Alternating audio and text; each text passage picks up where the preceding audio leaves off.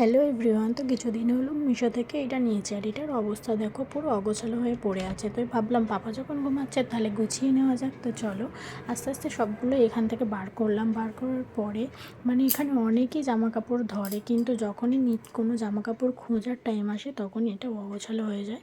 তো আস্তে আস্তে সব পাট করাই ছিল, সেগুলোই আবার ভালো করে সুন্দর করে গুছিয়ে রেখে দিলাম। আর এখানে এমনি বাড়তি জামা কাপড়ও রাখা হয়ে গেছিলো, সেই জন্য এটা পুরো ভর্তি হয়ে গেছিলো। তো আস্তে আস্তে সবই গুছিয়ে গুছিয়ে রাখছিলাম।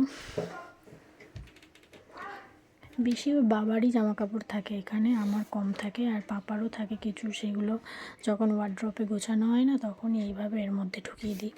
তো সেই জন্যে এটা বেশি অগোছালো হয়ে যায়। এই যে দেখো আমি এখানে সব গুছিয়ে গুছিয়ে রাখছি। আজকে কাজ সেরকম ছিল না, সেই জন্যই ভাবলাম যে এটাকে গোছাবো। আর দেখো আস্তে আস্তে সবগুলোই আমার গোছানো হয়ে গেছে। আর গোছানোর পরে জিনিসটা দেখো দেখতে কত সুন্দর লাগে।